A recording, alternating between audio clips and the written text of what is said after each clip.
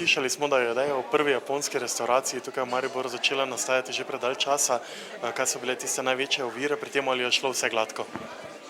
Največje ovire so bile, se sami vidite, združiti slovensko pa japonsko arhitekturo, kar upam, da nam je uspelo. Mi smo vajeni na velbane kleti, Japonci imajo bolj leseno, vse to je prva stvar. Drugi problem pa nam je dajo to, da je Japonska daleč stran, 12 000 kilometrov od tu, mi pa smo tukaj v Sloveniji, da smo se spoznali, da smo znali te kulture skupaj združiti v eno rdečo nit, ki je pol vodila cel projekt naprej. Zdaj, kaj menite, da bo tista najljubša jed Slovencev, ki je na vašem jedilniku? Najljubša jed, to je zelo težko. Zdaj, če gledamo na Lent festival, vidimo, da ribica mora biti zraven. Na Lent festivalu so si izbrali jed za svinjsko ribico. Odkot imate v bistvu kuharje? Tako kot smo mogli združevati arhitekturo, japonsko in slovensko, moramo tudi v našem okolju združevati kuharsko kulturo z slovenskimi kuharji in japonskimi kuharji. Tako da smo nekje na 50-50. Pol je japonskih kuharjev, pol slovenskih, ki se učijo od japonskih kuharjev, skrbijo za nabavo, japonski pa skrbijo za dobre recepte in za prijetno in tisto pozitivno vzdušje, ki ga dajo hrani.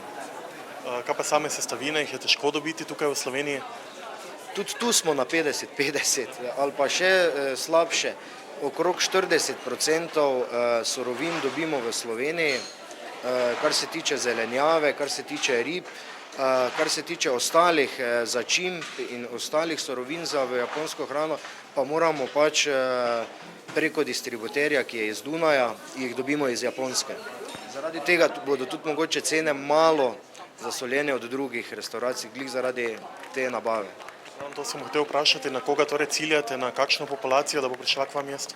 Japonska restauracija in kultura je v Aziji edinstvena in tudi sama japonska restauracija v svetu velja za restauracije visokokakovostnega razreda po celem svetu, tako da mislim, da vam že ta kvaliteta, ta čistoča, ki jo prinaša takšna kuhinja, dovolj dosti pove, na koga ciljamo. Seveda bomo pa poskusili predstaviti čim širši množici japonsko kulturo z japonskim prehranjevanjem. Kako domače se počutite v tej restauraciji tukaj? Kot da sem doma na Japonskem, če prišel sem noter tisti tradicionalna soba, malo pogledamo okoli, to je originalna japonska situacija, mislim, mi imamo to vse posod. Tako smo naredili danes tu v Mariboru. Kaj pa same jedi? Slišali smo, da je nekatere sestavine težko dobiti v Sloveniji, da jih uvažajo iz Dunaja. Kako tipično japonske so te jedi, koliko so prilagojene slovenskemu jedcu? Jaz sem 5 let živim v Sloveniji, v Mariboru, pa je že vedno problema najdem sestavine, naprimer večji original sojna omaka, naprimer to že prodajajo v Mercatoru ali kje v Intersparu, ampak je zelo drago.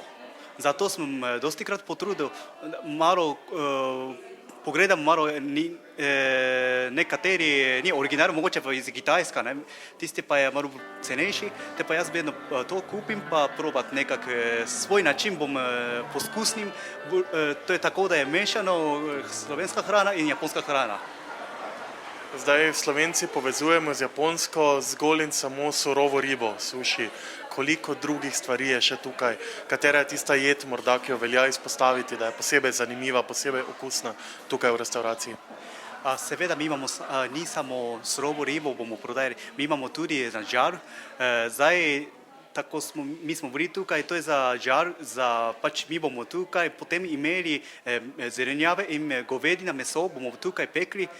Pa japonska pica se reče, to je okonomiyaki, prava beseda iz japonske.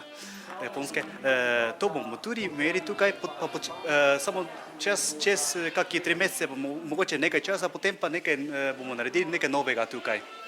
Moram reči, da Ne zdaj toliko fejst težko pričakovano, ampak sem pa zelo vesel, da je, zaradi tega, ker mislim, da zdaj že ljudje dobro poznajo, kakrat jaz jem, sploh kakšne takšne zadeve in sem res vesel, da bomo imeli kaj v tem stilu tukaj pri nas, da ne bi rabo japonsko jesti samo v tujino in ko smučam, tako da sem zelo, zelo vesel.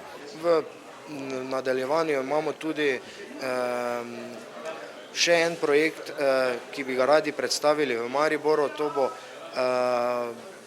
kot neka protiutež hamburgerjem in kebabom, ki ga srečamo na vsakem ovinku v Mariboru, bi radi predstavili tudi en način hitre prehrane, ampak malo bolj zdrave japonske. Tvoj odnos do sušija, do surove ribe je kakšen?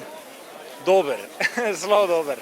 Jaz imam zelo rad suši, zelo rad imam japonsko restauracijo, vse tako sem že povedal. Je slovenskim kuharjem težko kuhati po japonsko?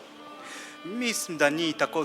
Seveda začetek mi moramo učiti, kak je pravilno, pa koliko sestavine mora biti noter. To sigurno začetek ne vejo, ampak mi bomo počasi učili, pa ni tako velika razlika.